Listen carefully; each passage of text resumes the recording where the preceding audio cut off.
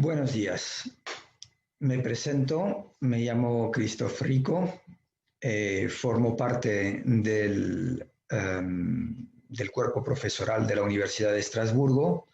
Soy doctor en lingüística griega, especializado en el área de semántica.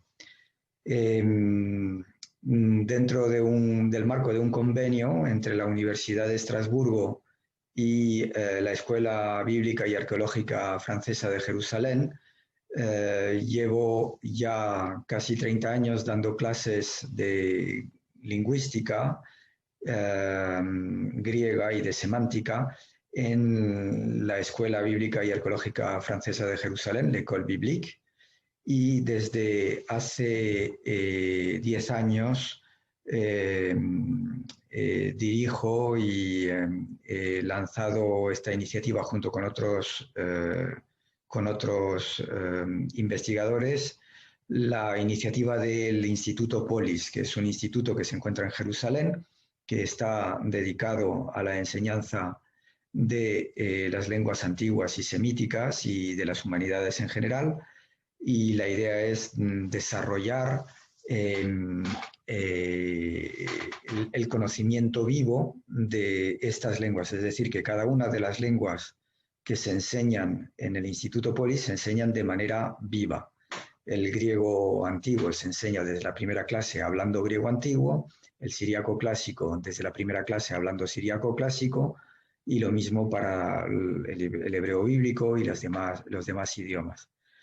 Entonces, este preámbulo tiene que ver con el tema de hoy, que va a ser la cuestión de cómo desarrollar un diccionario temático y en función de qué criterios, porque yo llevo, ya antes de que empezara el Instituto Polis, llevo mucho tiempo enseñando el griego de manera viva, como si fuera una lengua viva, y una de las cosas que me ha ayudado a lo largo de todo este tiempo a poder desarrollar mi capacidad de hablar griego antiguo como una lengua viva es precisamente este diccionario temático.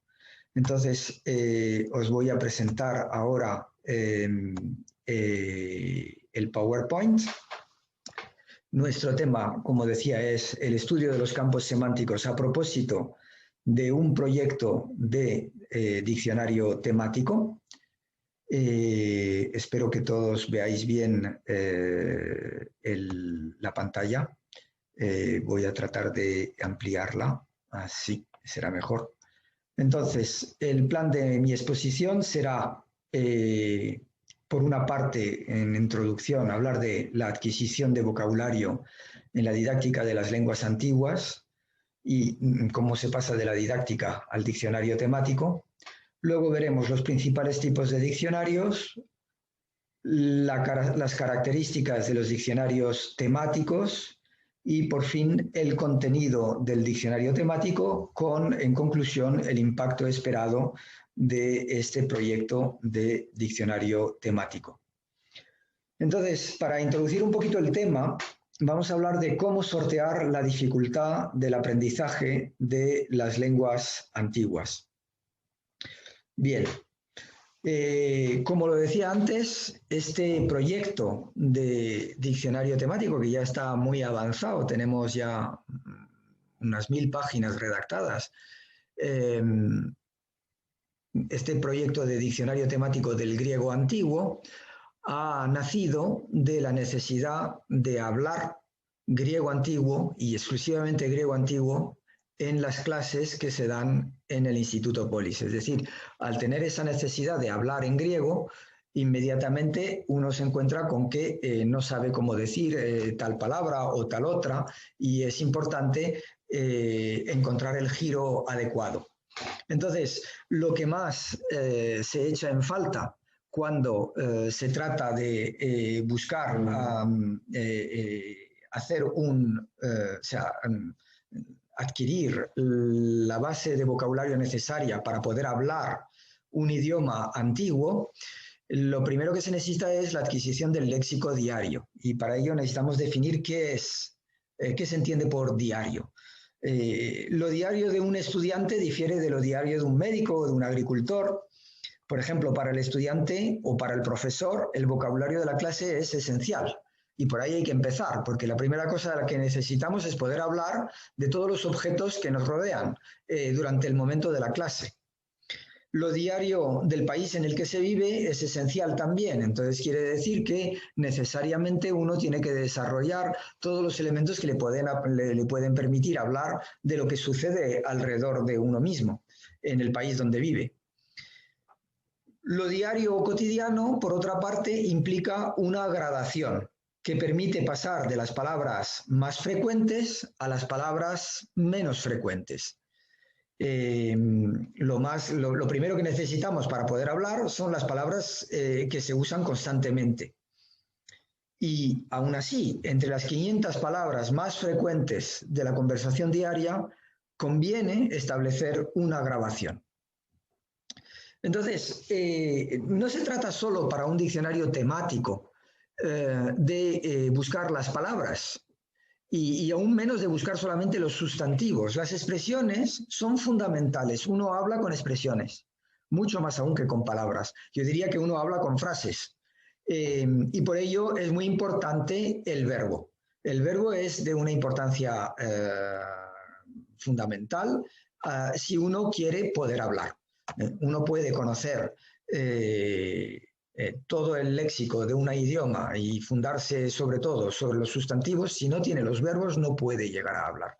Y aún más, como decíamos antes, para conseguir hablar se precisa aprender frases más que palabras aisladas. En la clave de muchos fracasos de personas que intentan aprender un idioma, ya sea antiguo o moderno, está el hecho de que las personas se centran en las palabras aisladas y sobre todo tratan de aprender palabras aisladas junto con el equivalente en el idioma materno.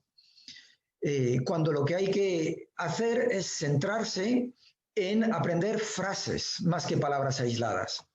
Existen, por ejemplo, libros de vocabulario que son muy poco útiles. Por ejemplo, los libros de tipo las 1000 primeras palabras del inglés y que suelen estar, son libros muchas veces visuales, suelen estar basados en palabras aisladas, sobre todo en sustantivos, son una ayuda enciclopédica, pero no son una ayuda para poder hablar. Hay una gran diferencia en griego entre legein y onomásdein. Si nos remontamos, por ejemplo, al relato del Génesis en la Biblia, se ve cómo antes de que Eva fuera creada, Adán tenía el onomásdein, es decir, nombraba. Dios le presentó cada uno de los animales para que les pusiera un nombre. Eso es onomásdein.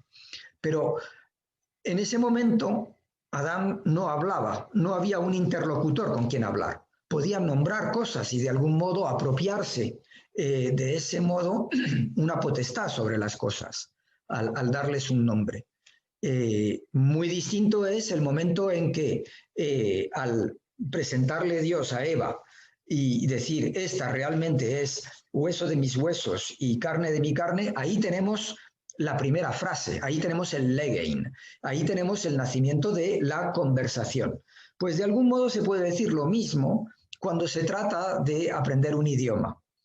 No se trata de onomásdein, no se trata de hacer una lista de palabras y poder nombrar todo lo que conocemos. Con eso no vamos a conseguir hablar. Lo que se trata es del legein, de poder decir algo. Es decir, necesitamos frases. Y por eso existen diccionarios fraseológicos y diccionarios temáticos que son mucho más útiles que los libros simplemente de vocabulario o los diccionarios alfabéticos. Las palabras más frecuentes no son ni las de los diarios ni las de la literatura, ni siquiera las de la radio, sino más bien las de la conversación cotidiana, en el lugar de estudio, de trabajo, entre amigos y en casa. Por eso muchas veces cuando nos preguntamos cómo es posible que los que desean aprender un idioma antiguo, después de años de estudio, no consiguen leer un diálogo de Platón sin diccionario y sin traducción, con una cierta soltura. ¿Qué es lo que pasa ahí? Bueno, lo que pasa es que nos hemos ido directamente a las palabras menos frecuentes, las de la literatura, en vez de poner primero la base de las palabras de la conversación cotidiana, porque toda literatura se basa en la conversación cotidiana. Toda literatura presupone la conversación cotidiana. Una persona que no es capaz de leer y de entender la conversación cotidiana, y yo diría incluso que no es capaz de hablar, muy difícilmente podrá leer un nivel de literatura. Y ahí radica la dificultad que tiene tanta gente en poder leer un texto de Aristóteles, un texto de Platón, un texto de Jenofonte, después de 10, 15 años de estudio del griego. Se podría decir lo mismo para el latín, se podría decir lo mismo para el siríaco clásico, para el árabe clásico, para tantas lenguas donde llegamos a un fracaso. Y sin embargo, con el inglés sí que conseguimos llegar a ese nivel. Porque pasamos primero, antes de pasar a la etapa de la literatura, pasamos primero por la conversación cotidiana. Entonces, el problema que tenemos en las lenguas antiguas y concretamente en griego es la escasez de textos relativos a la vida diaria en esa lengua. Entonces, está claro que los textos literarios presuponen el vocabulario de la vida diaria, pero al mismo tiempo no se centran en la vida diaria, sino que son textos o filosóficos o centrados, por ejemplo, en el vocabulario de la guerra o de la historia, etc. Pero al mismo tiempo sí que presuponen esa vida diaria, pero no nos ofrecen algo sencillo que se centre únicamente en la vida diaria. En el caso del griego koiné, porque en el caso del griego clásico es muy difícil encontrar textos de estas características, en el caso del griego koiné yo diría que sí que hay material. Los evangelios, el libro de los Hechos de los Apóstoles son muy útiles. Para el hebreo bíblico tenemos los libros narrativos del Antiguo Testamento que también se centran mucho en la vida diaria. Hemos intentado en el Instituto Polis paliar esta carencia traduciendo al griego un cuento de Grimm, el cuento de Hansel y Gretel, que yo espero que dentro de unos meses, en el 2021, sea publicado. Un texto como el texto de Hansel y Gretel, que es muy sencillo, en griego koiné auténtico, es muy difícil encontrar, muy difícil. Especialmente en griego clásico. Y como ya decía, en griego koiné tenemos la ventaja de que los evangelios son textos sencillos que realmente permiten aprender vocabulario, pero no hay muchos textos de ese tipo. Hay otros textos también, como por ejemplo la vida de Esopo, que es relativamente sencilla, pero hay muy poquitos textos de ese tipo. Conviene añadir a este acervo de lexemas frecuentes las principales palabras técnicas de la vida moderna. Si yo quiero hablar griego antiguo, y quiero hablar griego antiguo no por el prurito de hablar griego antiguo, porque podría hablar elfo y no sirve para nada, simplemente para decir, mira, estoy hablando una lengua que nadie habla. Pero si yo quiero hablar griego antiguo, es simplemente porque es condición sine qua non el hablar para poder luego leer. Es muy difícil, bueno, hay excepciones, pero es muy difícil, digamos, llegar a leer con fluidez una lengua que no se puede realmente hablar. Por eso hablamos griego antiguo, porque es una manera de llegar a leer los textos. Entonces, al mismo tiempo, si hablamos, hay que hablar de todos los temas, no simplemente de temas que se refieren a la antigüedad. Por eso yo necesito las palabras técnicas de la vida moderna. Necesito saber cómo voy a decir computadora, cómo voy a decir descargar, cómo voy a decir enviar un mail en griego antiguo. Entonces necesitaré desarrollar neologismos para poder hablar de eso, para poder hablar de todo, para poder usar el griego antiguo como una lengua realmente de una lengua vehicular, para poder desarrollar mi capacidad de leer luego los textos en griego antiguo. Bien. Entonces, es importante primero comenzar por el vocabulario de cada instante, los movimientos, por ejemplo. Los infinitos movimientos que tenemos cada día, cómo hablar de ello, cómo hablar de las acciones que realizo cada día, cada semana, cada mes, cada año. Todo esto es un plan de acción, a nivel pedagógico, en la manera de enseñar un idioma. Si yo soy capaz de hablar de todo lo que hago cada día, probablemente tenga ya una competencia bastante seria en un idioma.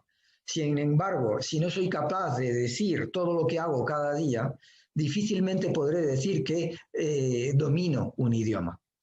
Luego habrá que abordar los temas frecuentes de conversación: el tiempo, el deporte, el trabajo, amigos, viajes, películas, política. Todo eso son temas de conversación frecuente. Necesitaré los temas, el vocabulario relativo a esos temas frecuentes de conversación para poder hablar. Tendré que luego seguir con el vocabulario de cada oficio, de cada ciencia. Podemos decir que el 80% de las palabras de un texto literario forman parte de las 3.000 palabras base. Ahora bien, ¿cuál es la frustración de todos los que quieren aprender al griego y que quieren leer Platón? Es que por mucho que sepan 3.000 palabras, las 3.000 palabras más frecuentes, con eso consiguen entender 80% de las palabras del texto, pero les queda el 20% que les falta. Y eso es lo que impide realmente entender un texto. Si yo entiendo 80% de un texto, no he entendido el texto.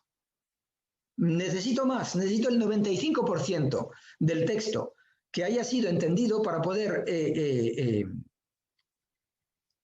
adivinar el 5% restante.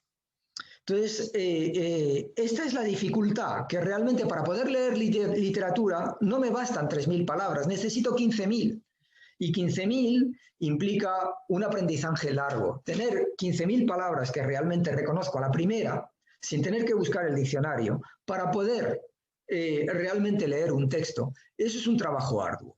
Pero es lo que hacemos también para las lenguas modernas. ¿Por qué podemos leer, si hemos aprendido inglés, por qué podemos leer un libro de Dickens? ¿Por qué podemos, si hemos aprendido francés, leer una novela en francés? Porque conocemos por lo menos 15.000 palabras. Y entonces tenemos acceso a la literatura. 15.000, 20.000 palabras, eso es lo que se necesita, al menos de manera pasiva, para poder leer un libro de literatura. Entonces, todo este preámbulo que hemos hecho está dedicado al tema de la didáctica, que es el punto de partida mío. Es decir, yo he llegado al diccionario temático a partir de problemas didácticos y concretamente de la didáctica de lenguas y concretamente de la didáctica del griego antiguo.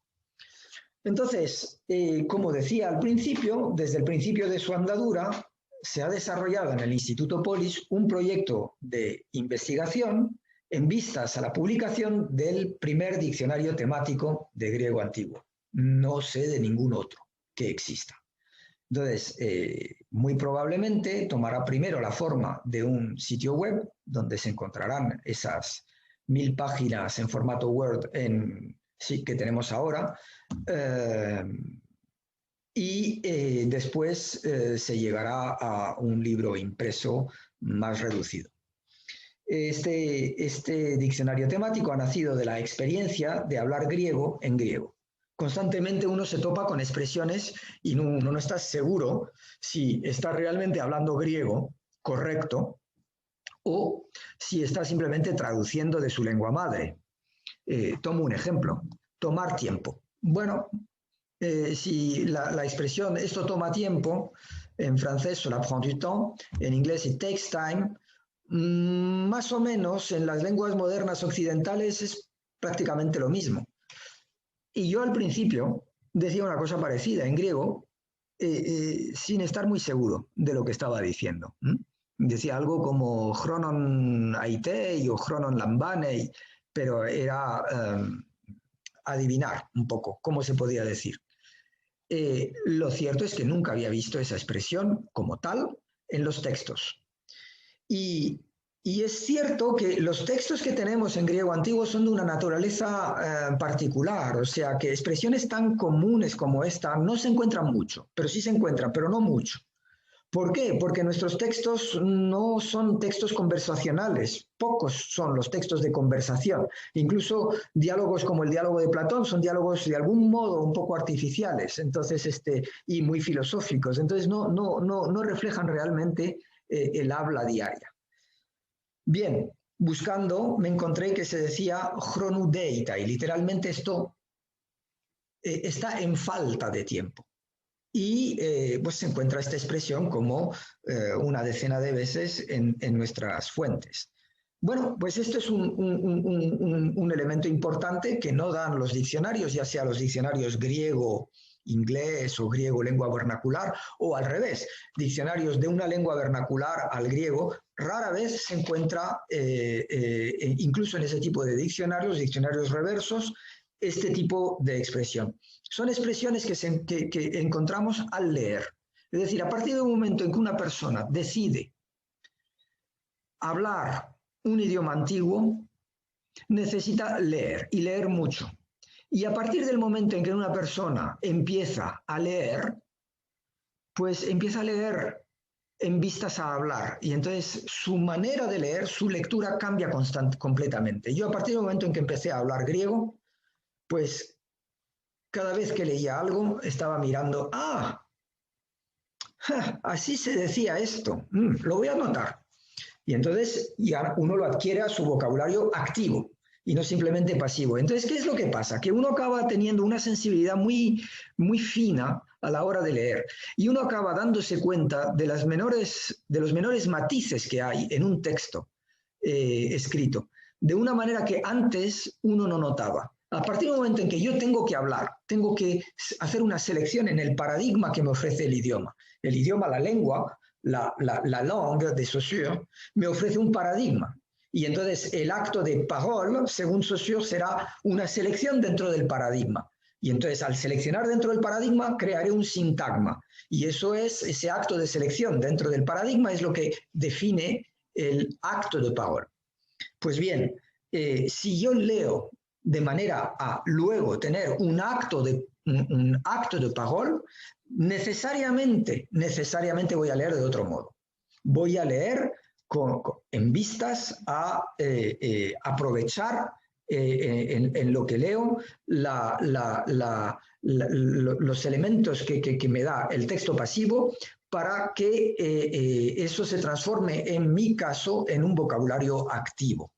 Y a partir de ahí voy a ser cada vez más sensible a los distintos matices que hay entre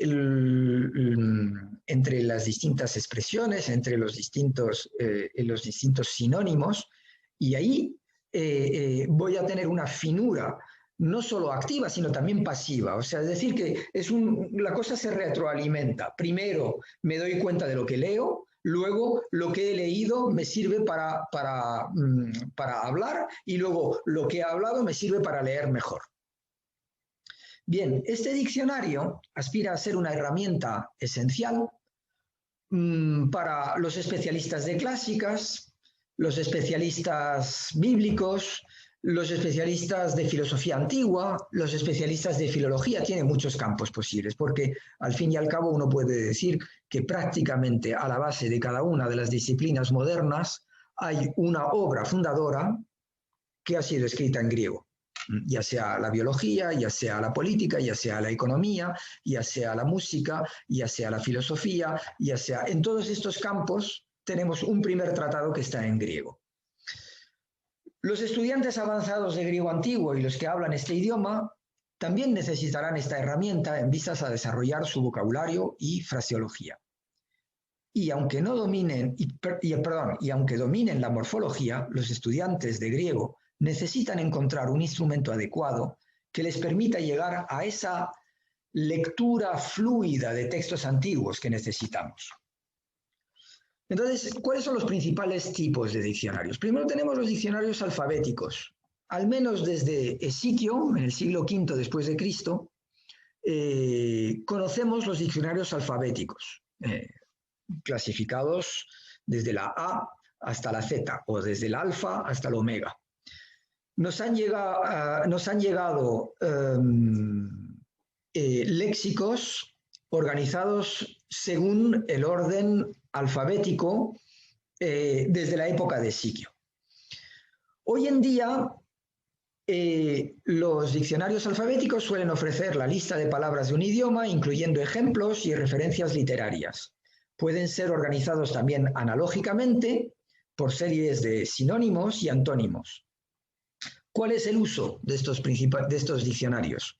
Pues una aproximación pasiva al lenguaje, es decir, se trata de obtener información sobre palabras desconocidas.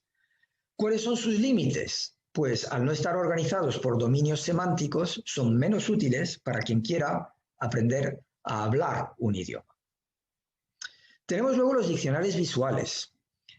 Por su carácter concreto, suelen estar basados en nombres más que en verbos, adjetivos, adverbios o preposiciones.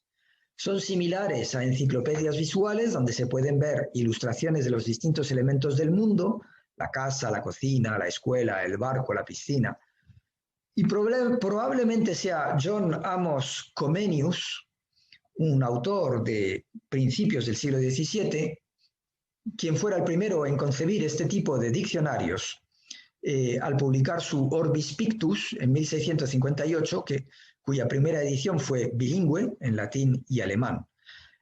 John Comenius tenía la ventaja de basarse en frases y expresiones, a pesar de tener un diccionario visual. Luego los diccionarios visuales han tendido a derivar mucho al estudio de sustantivos. ¿Cuál es su uso? Pues es muy útil para adquirir vocabulario nominal, para ensanchar conocimientos, pero no suelen ayudar a hablar al no tener o al no soler tener ejemplos de frases donde se use un giro específico. Aquí tenéis un ejemplo de la edición latina, alemana y húngara del Orbis Pictus de John Comenius de 1658. Veis que había un grabado.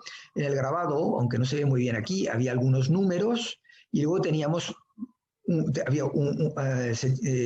Comenius inserió algunas frases que refieren a los distintos números. Entonces, estas frases describen el grabado y en ese sentido son muchísimo mejores que los diccionarios visuales actuales, que solo se centran en general en palabras sueltas y aisladas. Aquí lo vemos mucho mejor. Esta es una edición inglés-latín de 1777. Como decía, el diccionario de Comenius desde el principio fue un éxito editorial increíble, porque era prácticamente los primeros diccionarios de idiomas que se tenían, incluso de idiomas modernos en Europa.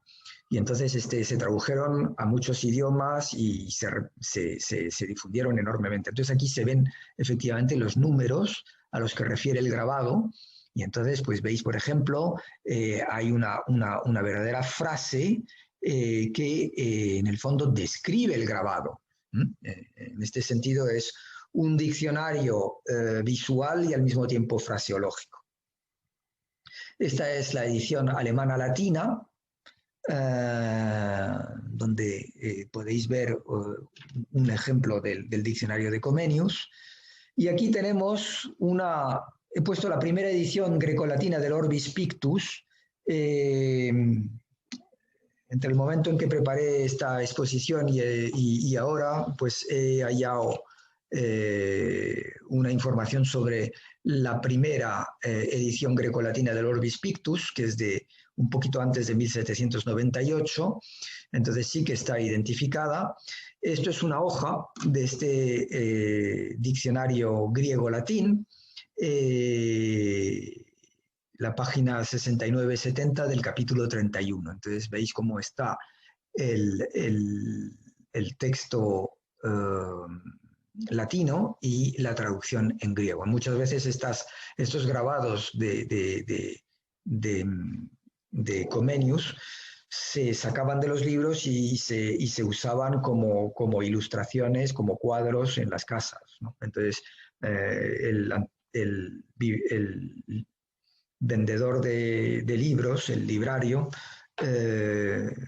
solo tiene esta hoja y es la que vende. Bien, pasamos a los diccionarios temáticos. Entonces, los diccionarios temáticos, a diferencia de los diccionarios anteriores, se organizan por conceptos generales: familia, deporte, viajes, conversación, alimentación, clima. Agrupan para un mismo concepto sinónimos, antónimos, fraseología. Muy importante, contienen frases o citas que ilustran un giro o una palabra determinada. Permiten, y esto es muy importante, vislumbrar el valor añadido de una palabra con respecto a sus sinónimos. Esto es lo que llamaría yo una lectura inteligente. El lector de griego antiguo que también habla este idioma ha adquirido un vocabulario rico y conoce los sinónimos de las palabras. Y entonces no usa cualquier palabra en cualquier contexto, sino que usa el sinónimo que conviene. Y entonces sabe cuál es el valor añadido de una palabra determinada en un contexto determinado.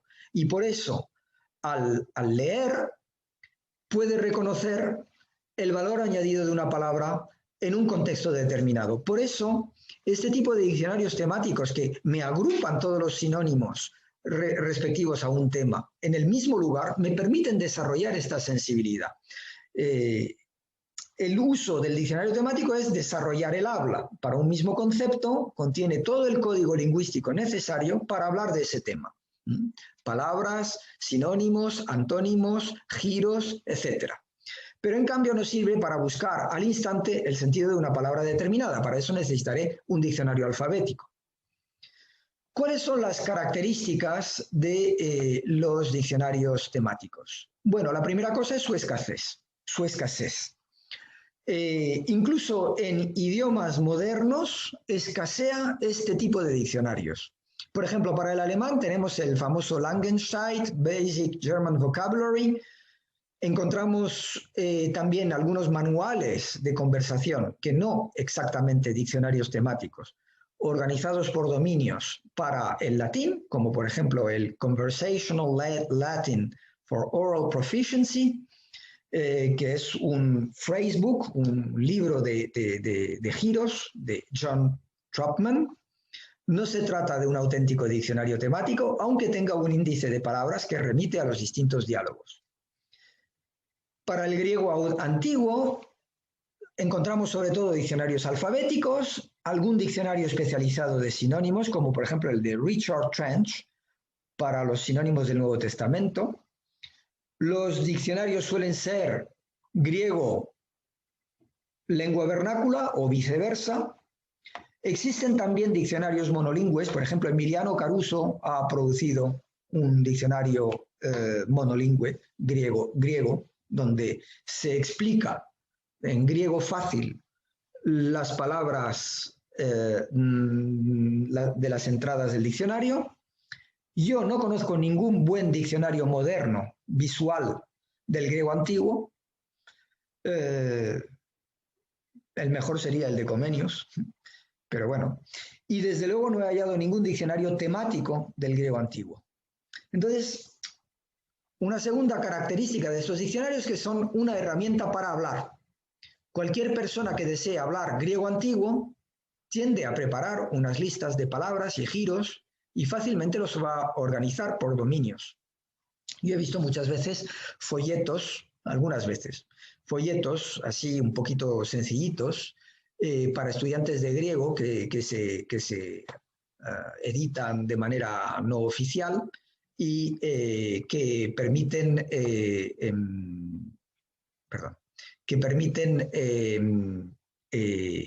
que son una ayuda para el estudiante que está aprendiendo. Un diccionario temático, entonces esto sería como un esbozo de diccionario temático, estos folletos, ¿no? Un diccionario temático es además una herramienta extremadamente útil para la pequeña comunidad de aticoparlantes o coineparlantes que va creciendo. Cuando hace 20 años empecé a dar clases de griego antiguo en griego antiguo, pues pienso que solo había 4 o 5 personas en el mundo que tuvieran una cierta capacidad de hablar en griego antiguo. Hoy en día hay por lo menos 100 personas y la calidad del griego que se habla ha aumentado mucho con respecto a lo que se hacía hace 20 años. Es decir, es un verdadero fenómeno. También se observa el mismo fenómeno para el latín y para otros idiomas antiguos. Y curiosamente, os sorprenderá, la media de edad de los que hablan esos idiomas es extremadamente joven, alrededor de 25 años. Entonces, por último, el diccionario temático es un instrumento de investigación, porque al estar basado en giros es muy útil para quienes quieran comprobar el origen clásico o helenístico de algunos giros usados en griego koiné. Por ejemplo, pongamos un ejemplo, un especialista del Nuevo Testamento podría extrañarse de encontrar en las fábulas de Esopo el giro neotestamentario en tois kolpois, que a lo mejor podría pensar, esto es un semitismo, o en las pláticas de Epícteto la expresión tie moi kai soi, que se ha dicho muchas veces que era un semitismo, pero si aparece en las pláticas de Epícteto, a lo mejor podrá ser reforzado ese giro o la frecuencia de ese giro por el sustrato semítico donde tenemos una expresión similar, ma li velach, tie moi kai soi. Pero hay que reconocer que el giro como tal existe en griego koiné no semitizado. Bien, ¿cuál es el contenido del diccionario temático que estamos preparando? Bueno, se ha organizado según 7 secciones principales. Debo de decir que estas secciones, al principio yo no me planteaba hacer una cosa científica, era una cosa para mi uso personal y luego fue desarrollándose. Y tampoco me fijé en las distintas... existen varios tipos de divisiones del vocabulario de manera temática. Lo que yo he hecho es algo que fuera práctico para mí y no he seguido divisiones generales del vocabulario que ya existen. Entonces, un primer campo es el de las cosas, dimensiones y sentidos, otro es el de las necesidades diarias, tenemos luego el de los sentimientos y actividades mentales y lingüísticas, naturaleza, geografía, educación, familia y sociedad, ocio. Y debo de decir que siempre que tengo un giro o una palabra o un sinónimo o una frase que me interesa añadir al diccionario temático, que es constantemente, porque constantemente estoy leyendo y constantemente estoy encontrando frases o giros que me interesan, en estas secciones siempre encuentro donde colocar ese giro.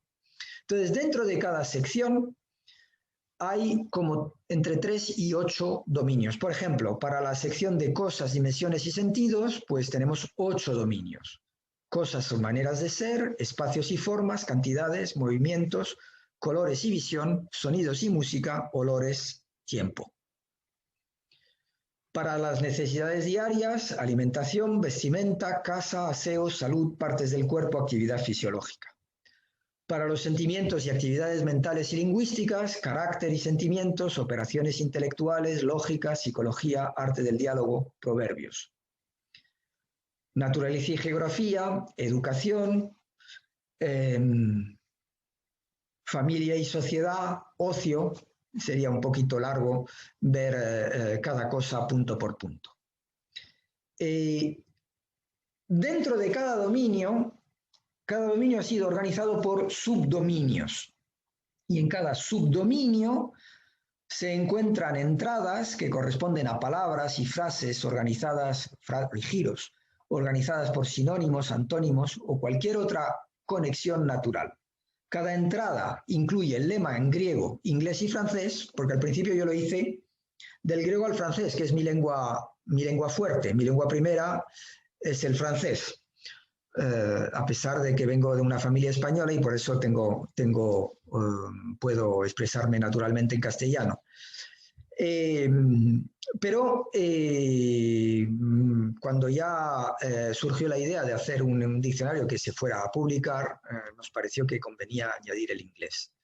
Entonces luego hay una o varias citas de literatura griega con la traducción al inglés y al francés y luego la referencia.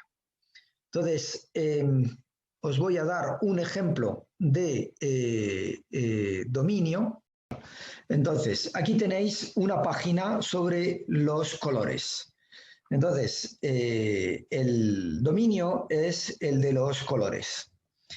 El tema de los colores es extremadamente complejo en griego antiguo porque hay una organización del vocabulario correspondiente a los colores distinta de la que prevalece en las lenguas modernas europeas.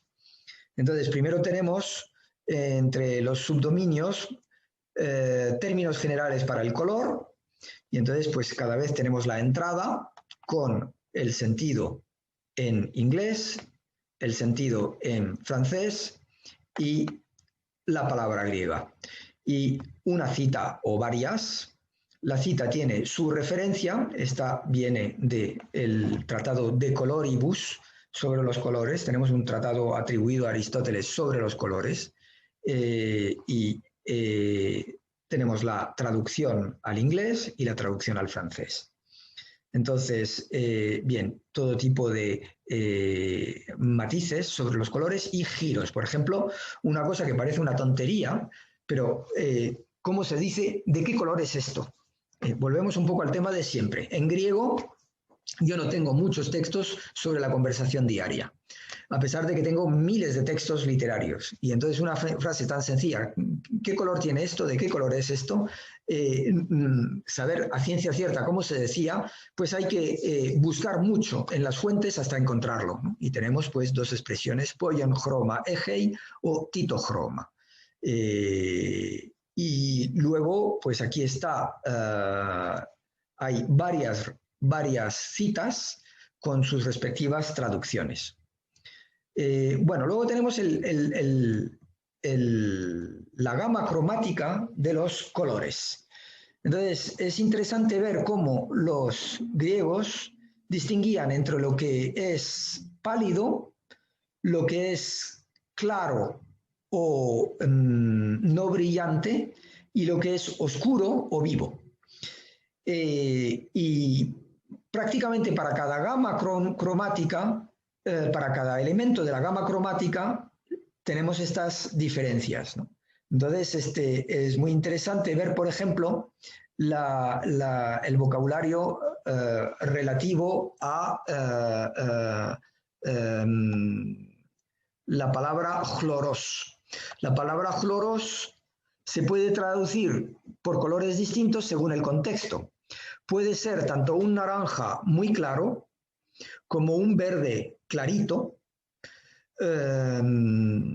Y entonces importa mucho ver que lo que define al chloros es un verde naranja, pero en los tonos muy claros. Y lo muy importante es saber que se opone, por ejemplo, a poodes, que es un verde más claro, más nítido, perdón, y a prásinos, que es un verde casi chillón. Del mismo modo, chloros se puede oponer en la gama del amarillo naranja al xanthos, que es un amarillo naranja claro o un amarillo fuerte, y al cróquinos, que es propiamente un naranja.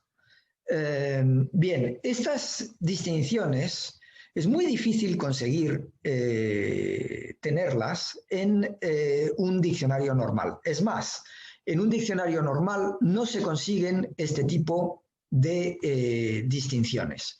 Si uno quiere saber lo que significa chloros, pues lo más probable es que en un diccionario normal, clásico, le digan a uno que un momento, que aquí no consigo bajar esto. Un momento.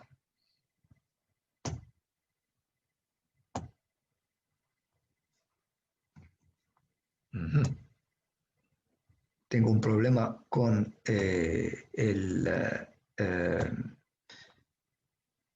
con el texto que quiero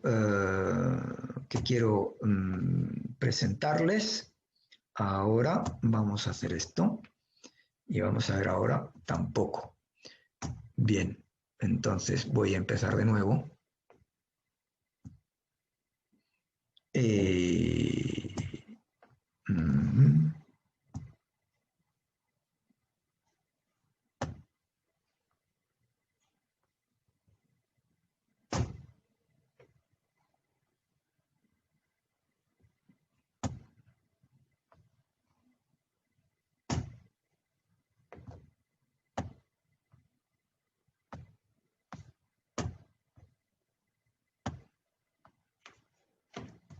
Y entonces aquí está bloqueado. Y ahora. Bien. Entonces, el diccionario temático del que hablamos sería consultable en cualquiera de los 3 idiomas online. Como decía antes, llevamos ya unas 1000 páginas en formato Word. Al tratarse de un proyecto abierto, los investigadores que leen textos griegos podrían enviar propuestas para enriquecer el diccionario con nuevos giros y expresiones. Idealmente, ese diccionario comprendería datos equivalentes a unas 10.000 páginas en formato Word, conteniendo referencias a todas las obras áticas y a las principales obras del griego koiné. Será consultable online a través del sitio del Instituto Polis, polisjerusalem.org. Además de la versión online, queremos preparar algunas monografías más especializadas para ciertos dominios semánticos. Estas monografías comprenderían, además del material consultable online, algunos textos originales que traten de los temas del dominio, así como información sobre los elementos culturales griegos relativos a cada dominio. Es decir, que a veces, los límites del diccionario temático no me permiten presentar, digamos, textos donde tengo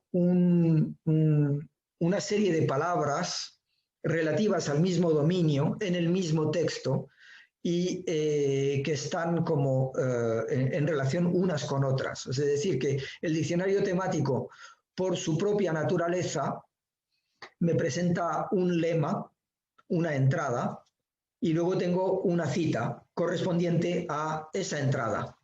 Lo que queremos hacer con las monografías es, además, ofrecer una serie de textos que se pueden comentar, que son extremadamente ricos porque en unos pocos párrafos agrupan muchas palabras que se refieren al mismo dominio.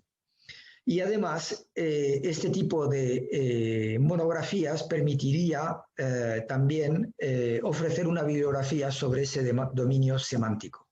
Es decir, por ejemplo, hablábamos antes de los colores. El tema de los colores es un tema poco investigado con respecto al griego antiguo. Hay aún muchos elementos que no quedan claros. Cuando uno va a los diccionarios tradicionales, los diccionarios alfabéticos, no siempre consigue la información. Por ejemplo, le van a decir a uno que glaukos significa azul verde o azul gris. Y a propósito de kyanos, le van a decir a uno que significa azul. Y entonces, ¿en qué condiciones se diferencia el glaukos del kyanos? Para eso yo necesito textos donde vea un poquito una explicación de esos matices. Y sobre todo tener toda la gama cromática con los respectivos términos que corresponden a esa gama cromática en griego, para poder hacer una comparación. Bien, ¿cuál es el impacto esperado? Un diccionario temático desarrollaría nuestro conocimiento del léxico ático y koiné. Como decía antes, nos daría el valor añadido de cada palabra. Por otra parte, ayudaría a la creciente comunidad de grecoparlantes a mejorar la calidad de su habla. Por fin, hablar griego antiguo tiene un impacto directo en la rapidez de lectura del texto original y en el número de obras originales que se consigue leer. Es triste decirlo, pero incluso profesores, catedráticos de griego en la universidad, al final de su vida,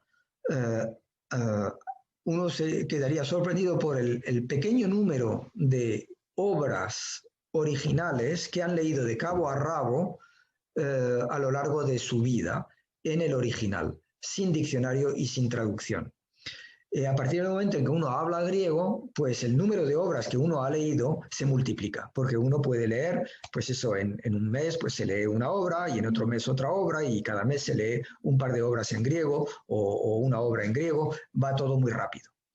Es difícil valorar el impacto que este instrumento podrá tener con el tiempo en el conocimiento de la cultura griega y la investigación correspondiente. Cuanto más se leen directamente y sin diccionario y sin traducción obras originales, más nuestra scholarship, nuestra erudición y nuestra investigación en griego aumenta en calidad y en profundidad. La calidad de otros diccionarios de griego, por redactar, aumentaría. Volviendo al ejemplo que mencionaba antes, la diferencia entre glaukos, kuanos y jaropos solo aparece cuando se comparan las ocurrencias de estas palabras. Es muy difícil verla en un diccionario clásico. El glaukos es un azul claro, a veces también se emplea para el azul gris o azul verdoso. El kuanos es el azul oscuro, y el jaropos es el color verde de los ojos. Ningún diccionario actual del griego antiguo da la definición exacta de estas palabras. Hay que tratar de redactar un diccionario temático para darse cuenta de cuál es el dominio específico de cada una de estas palabras. Por fin, esperamos que este diccionario sirva de referencia en el campo de la lexicografía griega, del mismo modo que el Lexicon Morganianum, Morgan Owens Lexicon, se ha transformado de facto en el diccionario online de referencia para el latín. Agradezco vuestra atención y os pido disculpas por la interrupción que ha habido que hacer para poder compartir en la pantalla todos los documentos. Hasta pronto. Adiós.